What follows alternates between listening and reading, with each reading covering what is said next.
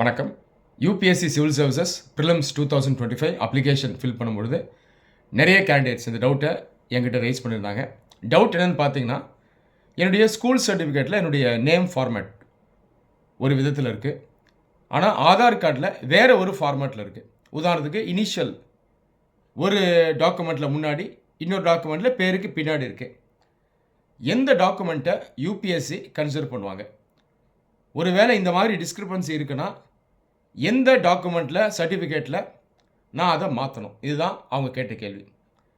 UPSC பொறுத்த வரைக்கும் அவங்க எப்பயுமே ஸ்கூல் சர்டிஃபிகேட்டில் இருக்கக்கூடிய நேம் ஃபார்மேட்டை தான் கன்சிடர் பண்ணுவாங்க. உதாரணத்துக்கு உங்களுடைய ஸ்கூல் சர்டிஃபிகேட்டில், அதாவது 10th சர்டிஃபிகேட், 12th சர்டிஃபிகேட், அதாவது மார்க் லிஸ்ட் இருக்கு இல்லையா? இதில் உங்களுடைய பெயர் தினேஷ் எஸ் அப்படின்னு இருக்கணுங்களேன். தினேஷ் எஸ் இதுதான் ஃபார்மேட். யூபிஎஸ்சியும் உங்களுடைய பேரை தினேஷ் எஸ் அப்படின்னு தான் கன்சிடர் பண்ணும். நாளைக்கு நீங்கள் செலக்ட் ஆனதுக்கு அப்புறமும் உங்களுடைய பேர் அஃபிஷியலாக தினேஷ் எஸ் அப்படின்னு தான் யூபிஎஸ்சி எடுத்துப்பாங்க. ஒருவேளை ஆதார் கார்டில் அது எஸ் தினேஷ்னு இருக்குன்னு வைங்களேன், இனிஷியல் முன்னாடி இருக்குது அப்படின்னா அது ஒன்றும் பிரச்சனை இல்லை. யூபிஎஸ்சி ஸ்கூல் சர்டிஃபிகேட் ஃபார்மேட்டை தான் எடுக்கும்.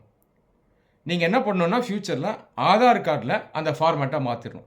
ஸ்கூல் சர்டிஃபிகேட்டில் இருக்கிற அஃபிஷியல் ஃபார்மேட்டுக்கு ஆதார் கார்டில் இருக்கக்கூடிய பேரனுடைய ஃபார்மேட்டை மாற்றணும். அதில் தினேஷ் எஸ்ன்னு நீங்கள் அதுக்கப்புறம் மாற்றிக்கலாம்.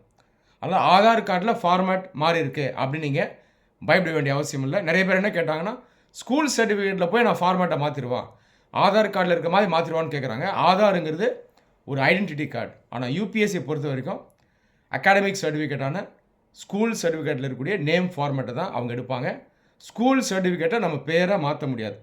ஓகேங்களா? அதே ஃபார்மேட்டில் தான் இருக்கும். நீங்கள் ஆதார் கார்டில் தான் பேர் ஃபார்மேட்டை மாற்றணும். நன்றி.